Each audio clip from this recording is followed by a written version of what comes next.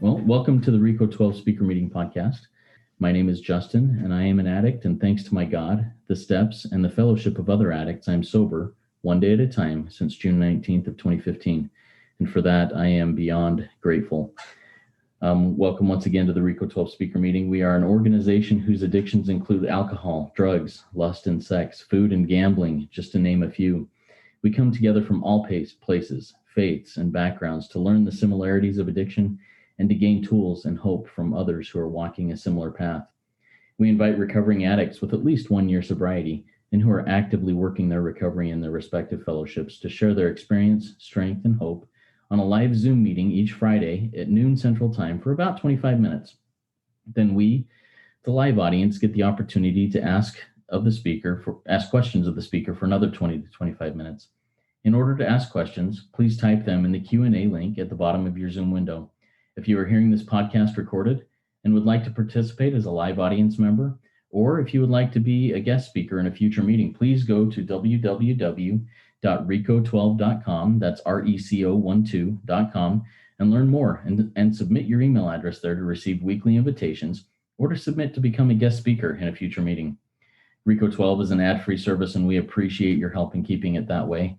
We gratefully accept contributions to help cover the costs of the Zoom platform, podcast platform, web hosting, and administrative costs. To contribute, you can go to reco12.com/support, or you can click the link to PayPal in the chat here in the live meeting. And I'll get that there in a few minutes. When you contribute, please specify the meeting number. This is meeting number 20. Woohoo! We've got to number 20, and we're moving forward. It's a great thing. Grateful for that. Last week's meeting was with Patricia and Sid, a mother and son team who shared how addiction and the recovery process are both a family affair as they dealt with codependency and addiction to crystal meth. If you missed hearing that one or any other meeting we have done, you can listen to them in podcast form by searching for RICO 12 Speaker Meeting Podcast on virtually any podcast platform that you use. Or you can go to the RICO 12 website and find it there under the link podcast. Before we get started, I want to invite anybody listening in to this podcast to hit pause and go into your podcast app and rate and review this podcast. It helps get this message to more addicts who suffer. It is a simple way to work your step 12 today. Now, let's introduce our guest speaker for today, Phil L. His talk is entitled Going from Self-Hatred to God's Love. Phil is a sexaholic who has been blessed with 5 years of sobriety. 5.5 years ago, he was introduced to true recovery and had a big spiritual awakening. He currently runs arpsupport.org and has been blessed to participate in the great camaraderie that exists with his fellow addicts of SAL and SA. Throughout his journey for long-term recovery, God has orchestrated every piece. God is the light. God is his light and has saved him from the awful hell he was in. Take it away, Phil. The floor is now yours. All right. Thank you, Justin. I just want to say thank you for this opportunity to be able to share a small piece of my life and really to be able to show how God's work is a miracle in my life, that my life is a miracle. I'm already crying at the beginning of this, so hopefully I can get through this without crying a ton. But just to introduce a little bit more, I am a sexaholic, and I grew up in a great family with great parents who were very positive and uplifting and caring. When I was 12, we were moving to a new city, and we're in transition from one house to the next. And in that transition, I tried out for a soccer team. And this was the best soccer team in the state. And I loved soccer. It was my life. And I had just decided at that moment, just about a couple months before, that soccer was what I was going to do full time. And at that moment, I didn't make the top team, and I didn't even make their B team. And I remember feeling a little bit like that God didn't love me at that time, because it was something that I really, truly wanted. At this point, I remember going into a room. We had just barely gotten internet. And I remember going into the room to, I believe at the time, start on some homework. And I got onto the internet and had started looking up what I needed to look up. And a advertisement popped up. And all I remember at that moment is pure panic and the feeling of excitement that came along with that. And I clicked on it, and that began the change that has affected my entire life. I'm already crying. I remember clicking a few times and feeling so so excited but scared, and that this was wrong. And I remember then closing out and running into my room. And the thing that I remember is specifically shame. I remember being taught growing up that I could go to God and that I could pray to Him, and that I could experience forgiveness for mistakes that I've made. The interesting thing is that after viewing pornography for that first time, all of the things that I had learned kind of went out the window. I remember feeling just shame, and that God couldn't help me with what I had just done.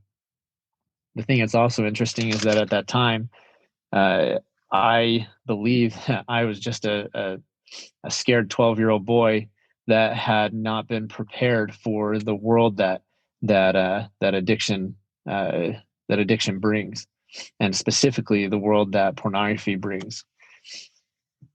Kind of fast forward throughout my life, just about 6-7 months later, as I continued to periodically go back through and view pornography, I remember feeling this tearing apart of my soul.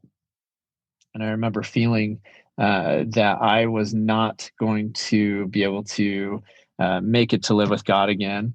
I remember feeling a complete shame. And so if I was going to be able to go through this life, really I needed to get rid of this addiction. But after I tried multiple times, and again, I'm 12 at this time, and I tried on my own, I kept failing. And so the only option that came to my mind was suicide.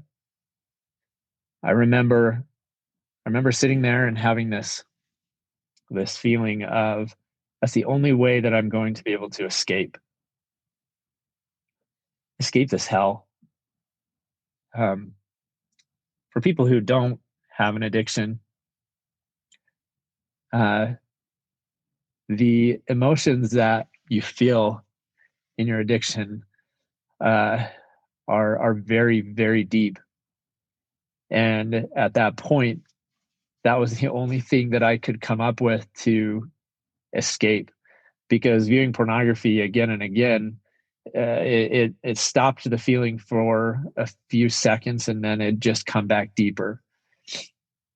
So before I carried it out, I remember having a thought: if God's real, then that's a really dumb thing to do. So I went out back in our backyard. There's this little orchard that was back there, and I knelt down, and with the most pure form of prayer I could muster at that time, granted I was 12, I prayed just to know if God was real. And one of the things that I feel very blessed in my recovery is that I have no doubt that God's real.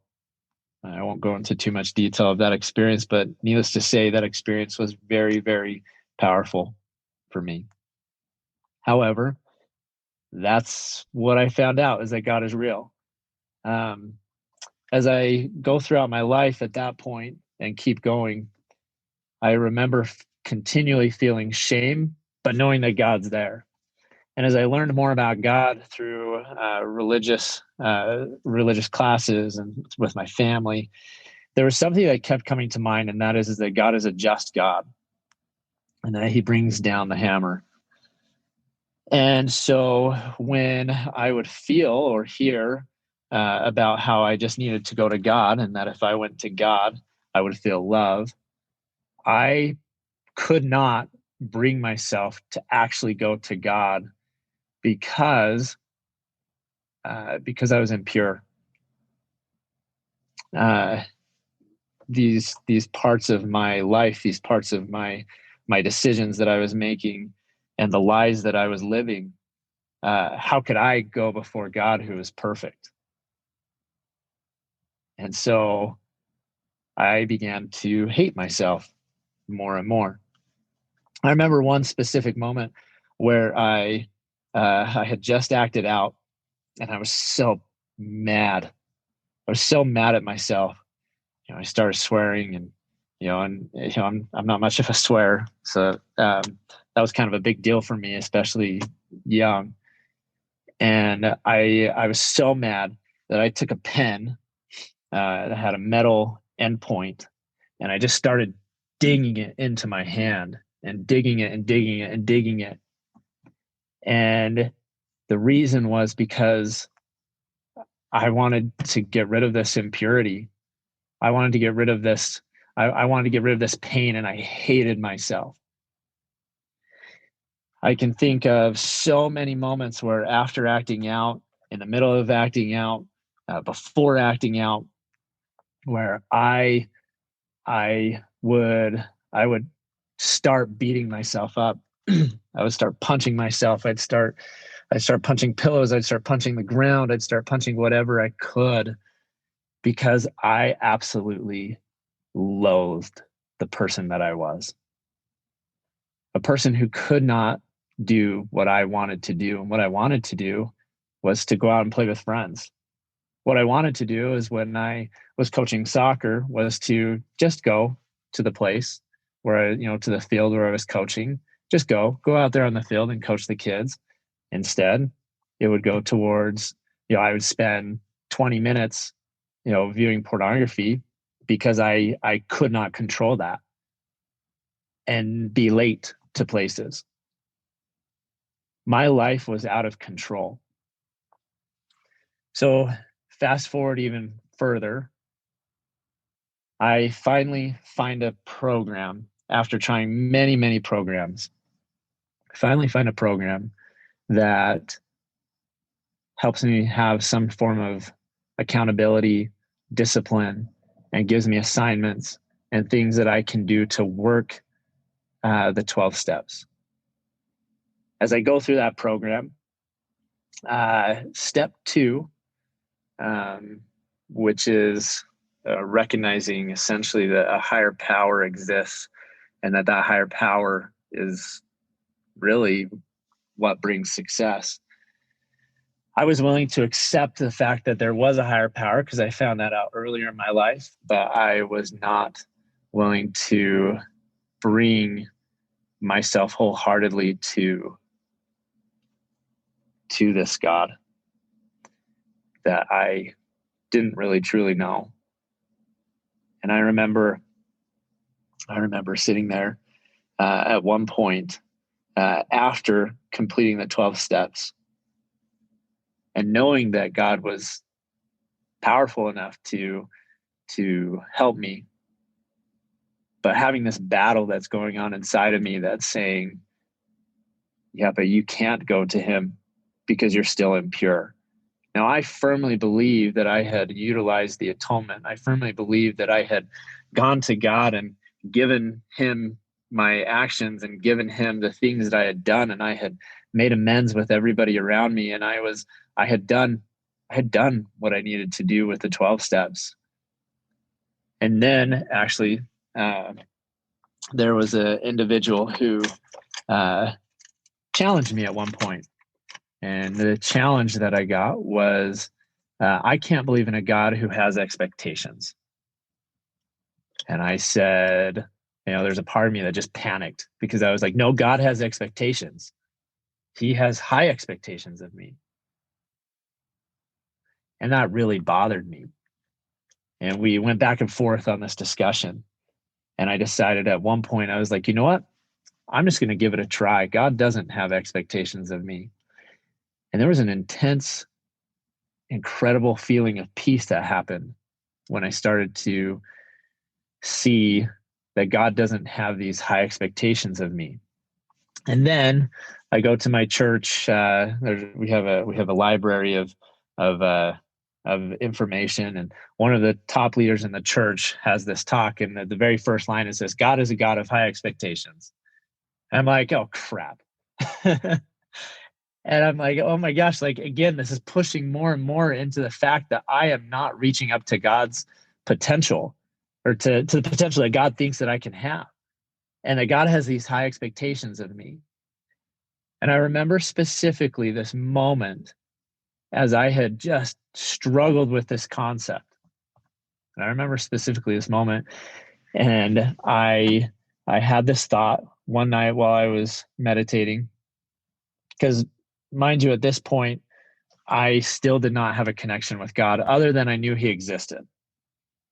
And that his power was powerful enough to at least make it so that I could be sober one more day.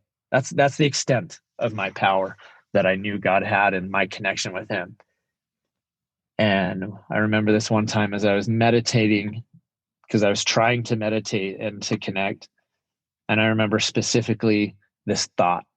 And the thought was, Phil, did you have high expectations of the boys that you coached? And I remember thinking, yeah, I had crazy high expectations of these boys, like super high. I was helping these boys compete at the highest level in the state. And so when practices came and I gave them homework and I gave them all these things that they needed to do, yeah, I had high expectations. And then probably one of the most powerful questions I've ever had came to my mind. And the question was,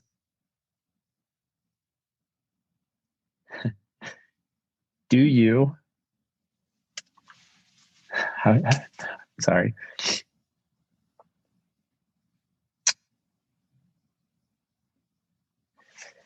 even though you have high expectations of these boys, why do you have high expectations? And the thought came to me, in answer to that is because I see what they can become. I see the potential that they have. I see the skills that they can develop, and I see the type of impact that they can have on the world. And all of a sudden, the concept of expectation changed for me. So then the thought came, okay, Phil, what happened when they didn't reach your expectation? Because for any of you that have ever been a coach or have had coaches, you know full well that you do not live up to the expectations of your coach. So when that question was asked in my mind, I thought, well, what I did and what I wanted was to help them more. And again, just mind-blowing experience in my head, because it's like, oh my gosh, like how can I, like this is crazy. Because my response wasn't to push away from them and to just leave them there. My response was, I'm willing to do whatever the crap it takes to help them. And so I give them, I'd stay a little bit longer at practice. I'd sit with their parents and them and help teach them and give them a little extra time. And so then the thought came, well, what happened when you just got frustrated with the fact that they kept making the same mistake over and over and over? Because that happens.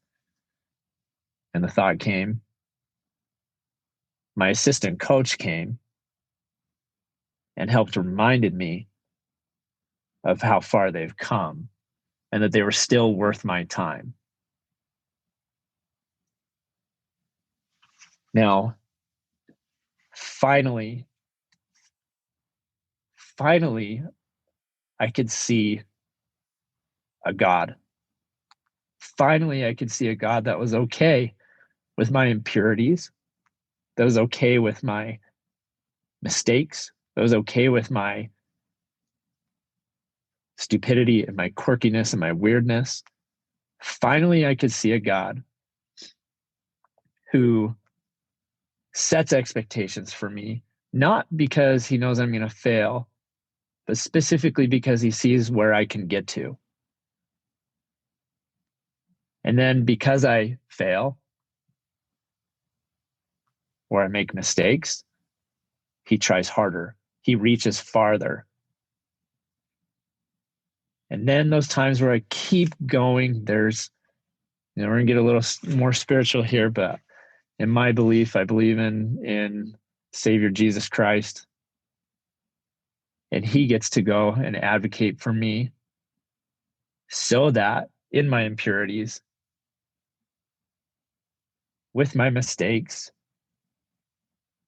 with the parts that I absolutely hate about myself,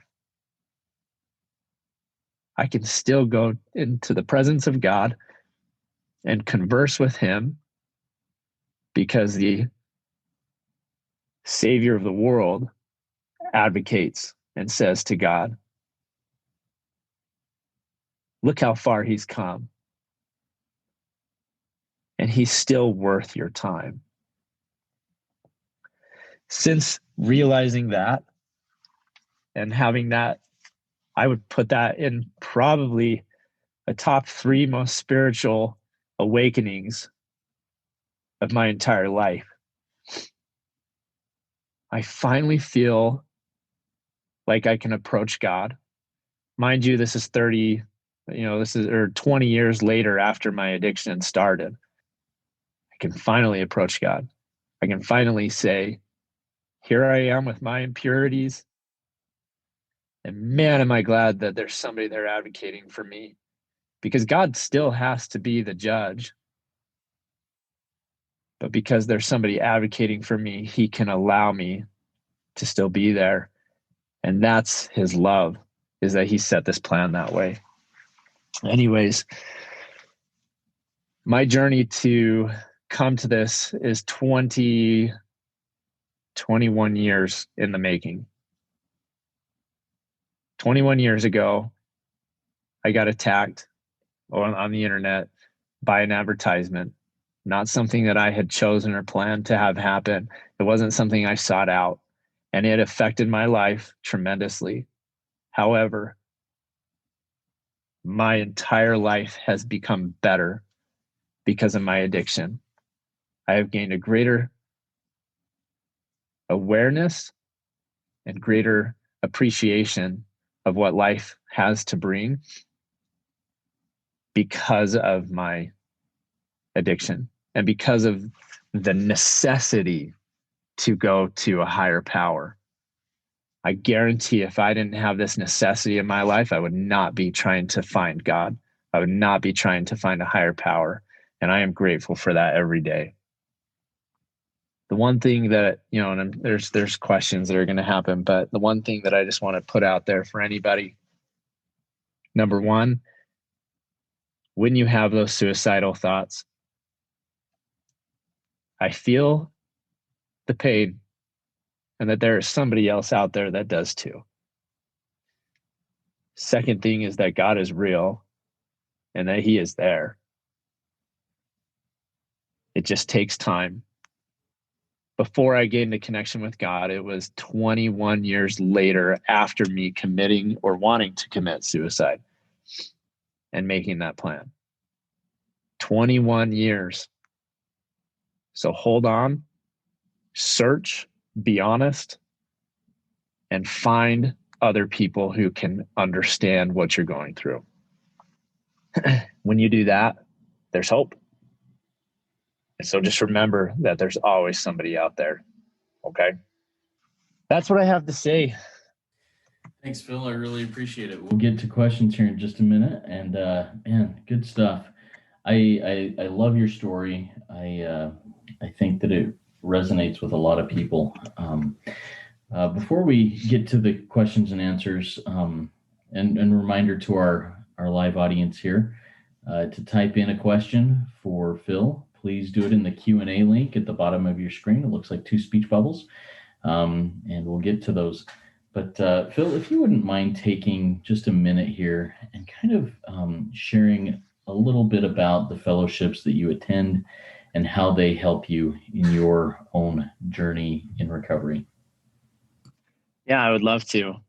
I remember early on in my recovery, I was actually sitting in Vegas on my anniversary, and I was reading. It's called "Sitting in a Rowboat, Throwing Marbles at a Battleship."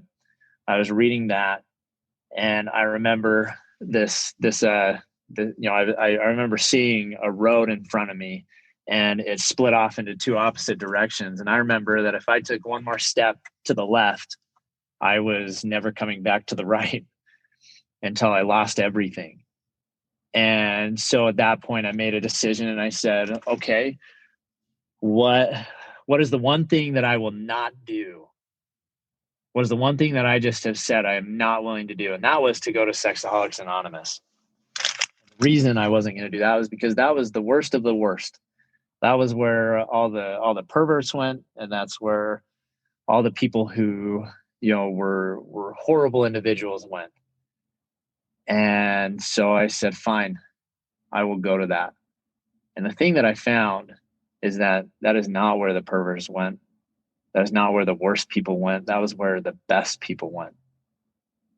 That is where the people who can understand what I feel, the people who can understand the pull that I feel to act out. That's where those people were.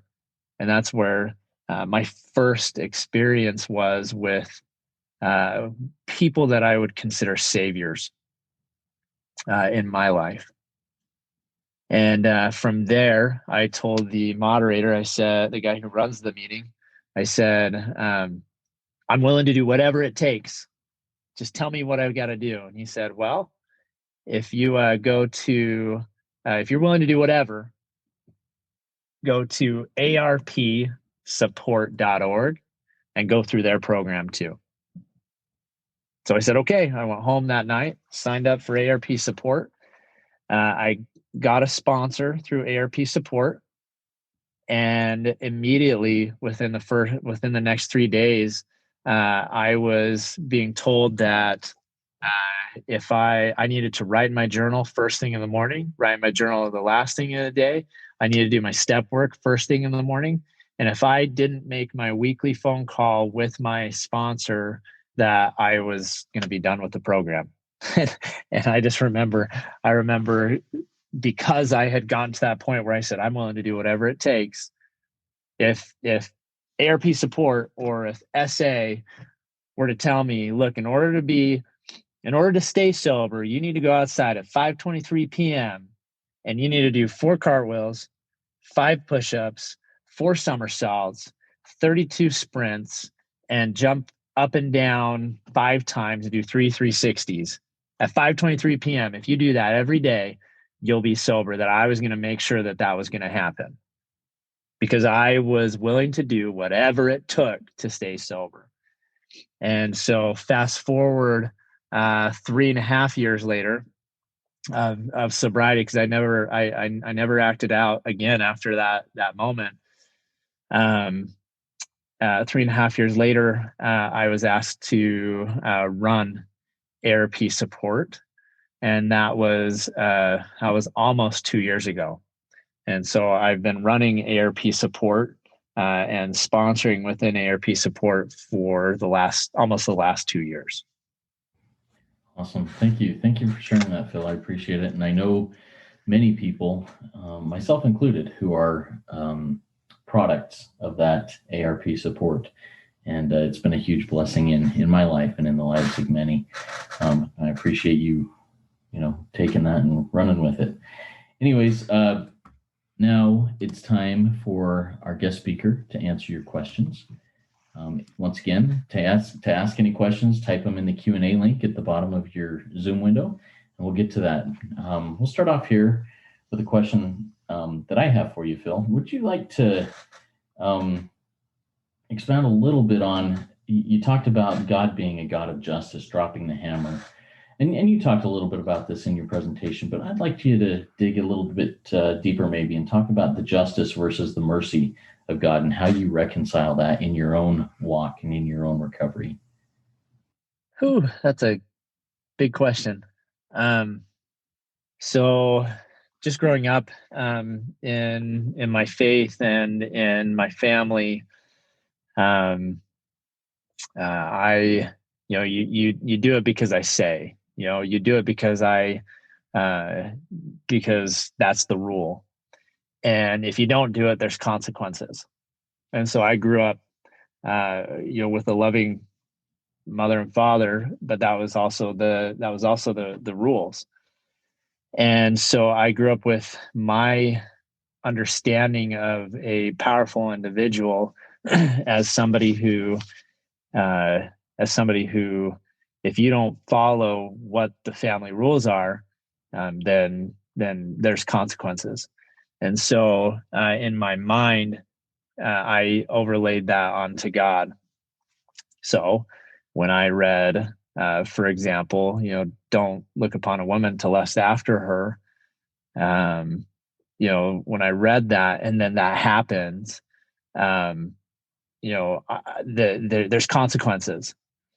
And so I always felt that because God is in this God is in this position where he has to uphold the law.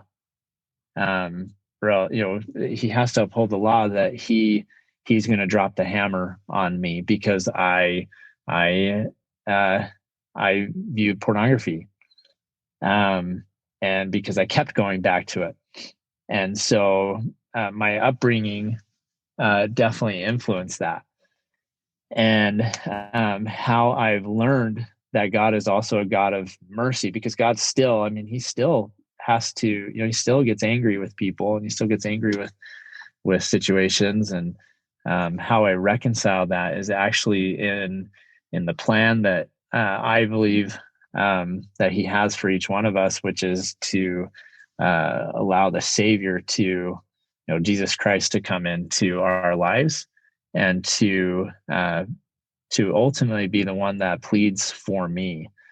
And in that wisdom of God is his mercy, and allowing him to still be able to bless me with peace, bless me with sobriety, bless me with the ability to move forward when I've felt stuck. So hopefully that answers your question. Thank you very much, Phil. I appreciate your perspective and your experience on that. Um, for me, I am grateful that I am learning something new almost all the time in my recovery walk. As when I first started this, I thought, when I get 3 years sober, 5 years sober, I'll have it all figured out and be able to, just rock the world with people and tell them exactly how it is. But I'm grateful that I fall on my face time after time and find something new that just blows my mind. You mentioned, as you were talking, you talked about this experience of um, figuring out who God really is in your life, who that higher power is, and how that works. How far into your sobriety did that happen? And tell me a little bit about that process and how that awakening happened. Yeah. So July 10th, 2015 is what I claim as my sobriety date. That was my awakening. Fast forward to, what is it? It's September of 2020. So 2 months ago. That's when I had that experience that I shared in my story.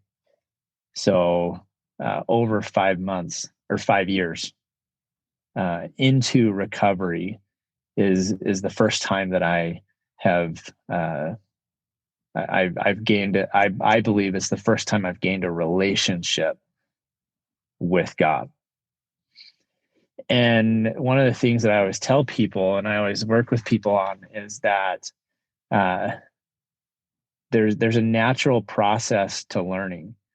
Learning is not something that just happens just automatically. It's not something that just happens when I want it. I can try and set up the environment to allow for learning to happen, um, as as quickly as possible, but there's still a piece inside me that has to allow the learning to happen. And for me, in my recovery, learning is a long process. It's a long-term process. And so I don't just come to these conclusions in just a small, quick moment. These conclusions come with months and years of struggle and trying to figure out and to learn. And then finally, there's external circumstances that help shape to get me to that point where I am finally willing to, the way I describe it is willing to listen. And when I'm finally willing to listen, that's when learning happens for me. And so 5 years, 5 years into sobriety, and I had been searching and praying to God since I was 12 and trying to connect with God. So ultimately, if you go from the time that I started acting out, it took me 21 years to finally get a connection with God. That's a long time to not have a connection with God. Yeah, and my story's fairly similar with that until I all of a sudden went, I think I see God more clearly than I ever have, and now have that ability to recognize His voice and His influence in my life that much more, and that's really cool. Thank you for sharing that, Phil. Kind of skipping a little bit here and jumping into a different topic of recovery. In what step of recovery do you think you currently live? What step kind of motivates you each day the most of any of the others? Because of ARP support, I've lived in step 10 for probably the last 5 years. However, there's a transition that is happening, and that is that I'm starting to live more so in step 2. Step 2, step 1, and step 3. Step 10, 11, 12 are really important for the towards me to have the actions and things that I need to do in order to remain sober. But where I'm learning to live, which I think is the important piece to your question, where I'm learning to live is in step 2. I think step 1, I understand that I am powerless and that I am not capable of doing this. I have 21 years of examples, of always failing. However, step 2 and step 3, where I recognize and actually start to have a connection with God. And then once I recognize that I have a connection with God and that I'm willing to carry out something that I hear from that God connection, that's where I'm trying to live. Well, that's very steps 2 and 3.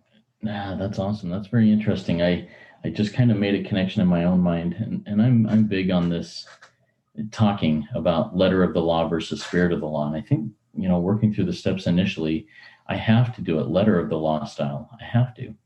And I have to learn that letter of the law, 10, 11, 12, once I get to that and really apply it. And then I think there's a reawakening in me to bring it back to the spirit of the law, which is, the deeper law there. And that's kind of a cool awakening that's happening in my own life. Is there anything else, Phil, that you want to talk about in regards to purity, impurity? Any other thoughts you have on that? Yeah. So the way that I perceived myself was that I was an impure person. Every time I acted out, I became more impure. And not just that, but there's other characteristics about my life that I I would still stamp as impure. Like, for example, if I made a decision or I made a goal to not eat sugar. Let's say that one. This is a great one for me every day, that I make this goal to not eat sugar. Yet I drive to work and I go past a gas station and I go, you know what? I really want a king size candy bar. So then I pull over and I go and I buy 2 king size candy bars and I eat those. That's an impurity to me, is that there's these characteristics, these flaws in my if I were to if I were to perceive myself as a perfect person, there's these impurities and these flaws. And so the part that I always thought I had to do before being able to connect with God was that I had to come to God with the purest part of myself. And to be honest, I very rarely was even paying attention to that purest part of myself, because everybody has that purest part. But for me and my addiction, I lived majority of the time, and still do, in that impure part of my life. And that what I've found is that 2 things. One is that if I'm going to be completely honest, which is required for recovery, I have to lead with the impure parts of myself, which means I have to go in front of a God who is perfect. I have to be impure. I have to bring that impure part so that God can continue to shape and change me to become to become different, to become somebody who is growing in my application of my connection with God, and my application of applying that to other people around me. And so as that's one thing. And then the second thing with impurity is that other people want, the thing when I think about the people that I care about the most and the people that have made the greatest impact on my life, they are not the people who are showing me the pure form of themselves. The people who make the greatest impact on me are the people who show the impure parts of themselves. Because what happens is that I can, at that point, connect with another human being, because that part of impurity, I believe, is required for connection, which is why the greatest connection I have to this day is with my addict brothers. The people who I can be completely blunt and honest and show my impurities to. They're the ones that I have the greatest connection with, because I show those regardless, because I don't care of the outcome. And so the impurities, I believe, and I use the word impurity because I think that's how, I know that's how I perceived myself, was an impure person. And so I use the word impurity because I think it's important to identify that for those of us that grew up in a very Christian home, I think the term impurity, it creates a visceral response. And so that's what I've learned about impurity and its role in my connection with God and other people. I love that. Impurity is necessary for connection. And I think that impurity kind of goes along with vulnerability that adds that connection. Thank you for sharing that. That's awesome. All right. So, Phil, before we close up here, do you have any final words of wisdom before we get into the closing spiel and a prayer to send us off into the rest of the day? Yes. The thing that I always tell people is that you are a unique individual and you are a unique person. You have unique capabilities. You have unique experiences that have shaped you to become a different person that is unlike anybody else in this world. That is the person that I need. that is the person that the people around you need. We all need that impure, imperfect, unique person with your experiences, because every single time I talk to somebody, their experience and their weirdness and the way that they see the world changes the way that I see, which deepens my recovery and deepens my ability to grow. And so I guess selfishly, I need everybody. And so no matter what, no matter if you feel the intense desire to commit suicide, the intense desire to do something drastic, just remember, we need you. And that's something that I cannot emphasize enough, because the amount of people that have affected my life, and in turn, I've been able to show God's power in my life. Yeah, there's things that I don't like about myself, but guess what? That's the thing that connects with other people. So those are my last words. Awesome. Thank you so much, Phil. Those are some good last words, and I appreciate it. That was a great RICO 12 weekly speaker meeting for all addicts and those wanting to learn more about addiction and the recovery therefrom. If you have other questions, please go to rico12.com/forum and join in our community and ask those questions and answer others' questions that will come up there. I think that's a good place to share those vulnerabilities, those impurities, and get that connection there. That's one of the many places we can do that. I invite the audience to come back next week. If you have not yet gone to rico12.com and submitted your email address, remember you only need to do it once.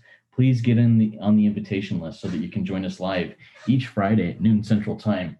Next week's speaker meeting is, this guy's a firecracker. His name is Damon, and he speaks to college football teams and big programs about influencing others, kind of in this way that Phil talked about, with vulnerabilities and weaknesses.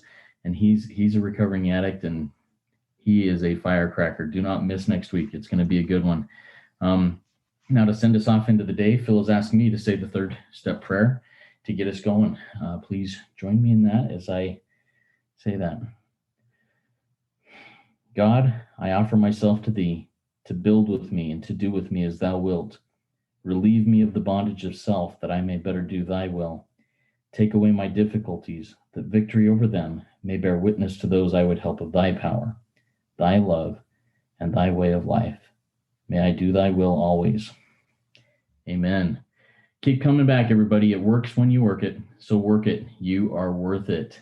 Have a great one. Thanks again, Phil.